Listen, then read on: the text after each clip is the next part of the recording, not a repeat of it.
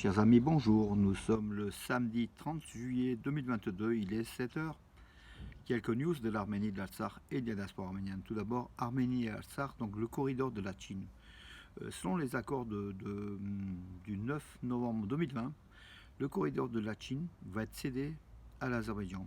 Voilà, donc en fait une très très mauvaise nouvelle, mais parallèlement, une route suivant les accords, une route parallèle devant être établie qui alimenterait directement donc l'Artsakh à l'Arménie, avec bien sûr une surveillance des forces russes chargées de la paix, donc les soldats russes.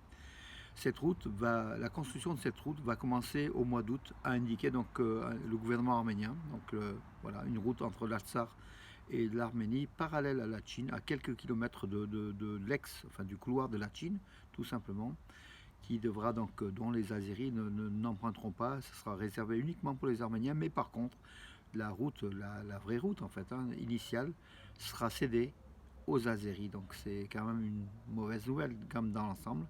Voilà, les Azéris qui pourront après donc circuler librement vers Chouchi, aller revenir, et puis construire, parce qu'ils ont quand même les moyens autres que l'Arménie. Voilà, donc la situation sur le terrain, malheureusement.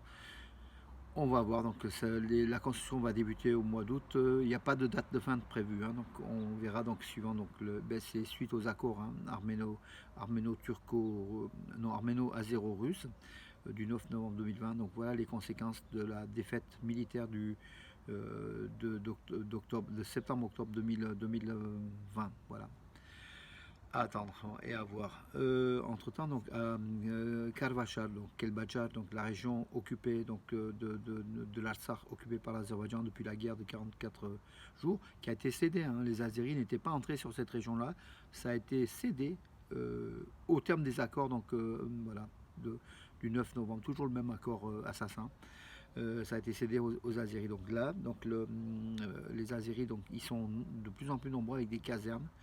Et il y a eu une explosion il y a 3 jours de ça. Donc le ministère azéri de la Défense affirmait qu'un seul militaire avait été blessé. Il semblerait qu'il y en ait au moins minimum 2, dont un général, et même le vice-ministre de la Défense qui a été blessé donc, lors de cette explosion. Donc il s'appelle donc Anvar Efendiev, Zakaria Orlou. Il a été blessé par les éclats de la mine, de l'obus. Voilà, dans cette région de Karvachar le 26 juillet. Un autre haut gradé militaire a perdu la jambe, puis un autre blessé, voilà, tout simplement.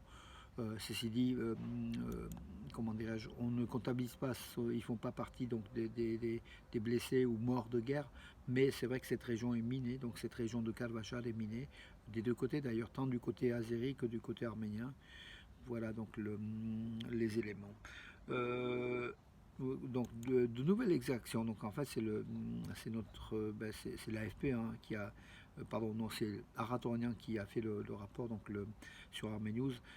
Des Arméniens, notamment de jeunes Arméniens sont attaqués. Donc là c'est Arlen Demirhan qui a été victime d'une agression le 27 juillet à Istanbul, Constantinople, à Skudar, sur la rive asiatique du Bosphore. Et souvent les jeunes Arméniens font l'objet d'attaques de la part des Turco-Azéris aussi, par rapport justement au soutien de la Turquie à l'Azerbaïdjan. Voilà, donc il faut que le ministère de la Justice de Turquie agisse et de façon rapide. Si Ankara veut nouer du dialogue avec Erevan, Ankara doit aussi surveiller donc ces jeunes Turcs qui sont alimentés par des réseaux nationalistes et qui s'attaquent à la communauté arménienne donc, de Turquie. À peu près 50 à 60 000 Arméniens, donc à Istanbul surtout, mais plusieurs millions, donc on parle de 3 à 7 millions d'Arméniens islamisés en Turquie, qui vivent en Turquie, donc voilà, donc ceux-là, ils n'interviennent dans aucune des statistiques chez les Arméniens, à voir donc à l'avenir. Mais voilà, ça montre aussi la situation donc, de conflit arméno-turc, ces agressions qui sont des faits divers, mais qui dépassent le cadre du fait divers. Donc nouvelle provocation azérie, j'en ai parlé hier, donc à la frontière du Ralabar, donc avec des tirs sur des maisons d'habitation à Garmitshuga, le village arménien de Garmitshuga qui est à la lisière entre l'Artsakh occupé et l'Artsakh non occupé, qui est près de Mardouni. Voilà, donc les forces russes donc, chargées de la paix ont été averties, donc il y a un dossier, donc à voir aussi la situation comme elle se débloque, mais peut-être que Bakou a intérêt à raviver la tension pour récupérer, peut-être pour mettre dehors les Russes. C'est le rêve des Azéris, mettre dehors les soldats russes pour s'emparer du reste de l'Artsakh libre. Mais ni la Russie ni l'Arménie ne se laisseront faire, hein, donc voilà, tout simplement. Puis une belle initiative, hein, pour ça, en Arménie, il y a un soldat, il y a un fonds d'assurance des soldats en fait qui prélève de chaque salaire. Avant c'était 1000 drams, maintenant c'est beaucoup plus depuis la guerre de 44 jours, puisqu'il y a beaucoup plus de victimes de soldats arméniens tués ou blessés, ou leurs familles, donc blessés sur les fronts de guerre en Artsakh, voilà. L'idée de cette fondation avec les tapis Megerian, une idée conjointe, donc faire un tapis sur une période d'un an et à chaque fois, à chaque nœud, donner donc de quelques dollars, en fait 1000 à 2000 drams, voilà, et puis plus d'autres donations, ben, ce tapis-là, donc le dernier nœud a été fait par des soldats blessés, donc blessés, handicapés, hein, donc amputés de la dernière guerre de l'Artsakh. Et ce tapis a réuni donc en un an, en un peu plus d'un an, en 14 mois, 8 millions de drams qui ont été collectés, voilà, qui iront au fonds d'assurance des soldats, qui serviront aux familles justement, ou aux soldats donc blessés, amputés, tout simplement. Très très belle initiative. Et puis le tapis, c'était un tapis arménien avec un motif de l'Artsakh en fait, hein. C'était de la province de Djurapert, donc voilà, la série des tapis, donc la région de Djurapert. Bravo aussi c'est Seyran Soranian qui a fait le dernier nœud, hein, voilà, le soldat mutilé. Et puis bravo aussi à cette fondation, fonds d'assurance des soldats qui ont jusqu'à présent autour de 72 milliards ou 82 milliards de drams qui ont réuni, dont 62 milliards ont été déjà indemnisés, en fait, sont partis donc en fonds d'aide tout simplement. Une très belle initiative. Et vous savez que tout le monde peut contribuer aussi justement à 1000 plus AM sur un site tout simplement.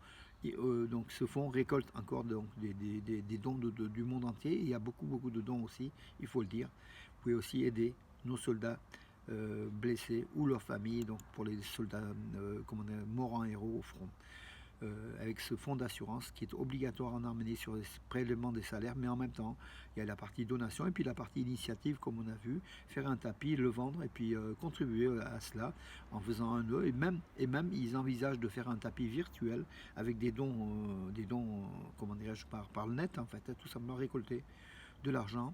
C'est une initiative qui est bonne, qui relance et qui nous plaît d'avoir chacun un geste, un nœud, quelque chose donc dans justement la construction de ce tapis, puis la construction de l'Arménie avec justement la construction de ces soldats mutilés aussi, hein, de leur vie, de leur avenir, de leur profession. L'Arménie, la poste arménienne a procédé à l'émission de la 16e édition définitive donc d'une série de 2 tomes post qui sont magnifiques, hein, l'un de 320 drams, l'autre de 380 drams, et qui sont dédiés comment dirais-je, au royaume arménien de Van. Un royaume qui était du 8e au 12e, au 7e siècle, 8e, 7e siècle avant Jésus-Christ. Et cette figurine en bronze, hein, qui est un homme avec un animal, en fait, mi-homme, mi-animal, mi-oiseau, est conservée au musée de l'Ermitage à Saint-Pétersbourg, en Russie. Voilà, donc 300 000 exemplaires, c'est une belle édition. Voilà, je crois qu'il y a à peu près 18 à 20 déjà timbres de cette série-là à avoir pour les collectionneurs, les philatélistes.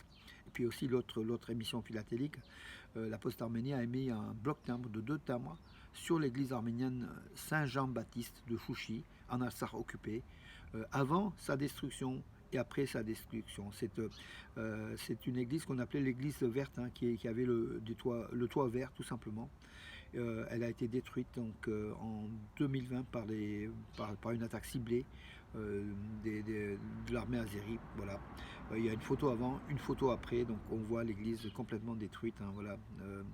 C'est aussi la poste d'Arménie, comment dirais-je, rappelle ce patrimoine culturel arménien qui en Artsakh est détruit, donc dans la partie occupée de l'Artsakh. au grand, comment dirais-je, sans que l'UNESCO, sans que le monde bouge, hein, il faut une nouvelle fois donc le silence complet, complet. L'UNESCO dont l'une des présidentes d'honneur, hein, donc et l'épouse du dictateur Aliyev, hein, voilà, Madame Alieva tout simplement, hein, qui contribue un petit peu pour acheter l'ONU. Et l'ONU est achetable. Vous savez, tout est achetable. Aujourd'hui, Bakou achète avec ses pétrodollars, avec l'argent détourné, achète tout dans le monde. Hein. Acheter l'Eurovision, acheter l'UNESCO, achète même des fois des églises. Hein, donc pour dire que, pour montrer sa pluralité, alors qu'elle est anti-chrétienne, anti-arménienne. Mais bon, sondez-leur. Hein, voilà, Meriban Alieva donc est l'épouse donc qui est vice-présidente de l'Azerbaïdjan, hein, donc ça montre que c'est un dictateur, le président, puis son épouse qui est vice-présidente, hein, donc alors que une épouse ne doit pas être en matière politique, doit être en première dame ou n'importe, voilà, une représentation. Elle est vice-présidente de l'Azerbaïdjan, Meriban Alieva, l'épouse donc l'épouse maléfique du dictateur, maléfique aussi, hein, voilà tout simplement. Mes amis, j'en ai terminé. Oui, la tribune dans le monde, donc en fait, dans une tribune dans le monde, en fait, hein, donc contre l'Azerbaïdjan, contre justement contre la signature par Ursula von der Leyen avec l'Azerbaïdjan pour la fourniture de davantage de gaz azéri. Donc les signataires affirment que cet élément, il y a eu combien 58 ou 62 de personnalités qui ont signé cette pétition qui est apparue dans Le Monde, dans le journal Le Monde, voilà, qui affirme que cette façon de faire avec un État dictatorial, l'Azerbaïdjan n'est pas bonne et ça affaiblit l'Europe tout simplement. Hein, voilà, en oubliant les questions d'éthique, les questions des droits de l'homme, les questions de l'Artsar. Donc tout est indiqué dans ce manifeste qui a été publié dans le monde, hein, tout simplement. Une action où l'Europe se rendra compte de l'Azerbaïdjan quand elle fréquentera davantage. Hein. Donc aussi, il faut dire, voilà, je ne vais pas dire, on verra bien, mais l'Europe devrait se méfier tout simplement hein, du dictateur Aliyev qui n'est pas meilleur que Poutine et même je dirais qu'il est beaucoup plus criminel ou peut-être autant, tout dépend après de quel côté on se place en tout cas pour la Russie, pour le Donbass, la question devait être résolue en 2014, ça n'a pas été fait. Donc si Poutine a attaqué l'Ukraine, c'est après tant d'années d'attente avec sa population russe au Donbass qui était quand même agressé par Kiev, il faut quand même le dire. Hein, voilà. Sans prendre parti aussi, bon, la Russie ne devait pas aussi agresser l'Ukraine. Au-delà peut-être du Donbass, on verra donc la suite des choses, mes amis. En tout cas, le prix à payer pour nous, pour l'Europe, est très lourd. Voilà, pour obéir à cette politique américaine d'attaquer la Russie, on va payer de grosses factures d'énergie et on ne sait pas si on a les moyens. Et on verra l'Europe dans quel état elle sera. Donc après, effectivement, c'est même pas de l'éthique, hein, défendre l'Ukraine. Si l'Europe défendait l'éthique, elle défendrait en Artsakh avec les 7000 soldats arméniens jeunes pour la plupart tués et que personne ne bougeait. Là, on défend une autre éthique. On défend tout simplement, on défend les États-Unis en Europe ici contre la Russie. Hein. Nous sommes le champ de bataille justement entre Washington et Moscou, malheureusement. Et c'est nous qu'on va payer. Hein. Voilà, comme l'Arménie jadis payait les invasions, donc des tribus, des hordes ou des grandes invasions. Tout se passait sur le sol arménien, et c'est toujours le peuple arménien qui payait la facture, tout simplement. Écoutez, soyons quand même plus optimistes, mes amis, puisque regardez, le ciel, il fait beau. Aujourd'hui, bien sûr, grand bouchon chez nous, surtout par la vallée du Rhône. C'est le chassé-croisé, comme on dit, donc entre les juétistes et les outistes. Et puis voilà, mes amis, la vie continue. On pense à l'Arménie, on pense à ça. Je pense à Yerevan Aestan, notre ami qui est en Arménie. Il y a eu d'autres qui sont en Arménie et qui jouissent de ce calme d'Erevan, cette beauté d'Erevan, de ces soirées à Yerevan magnifiques. Voilà, nous y serons.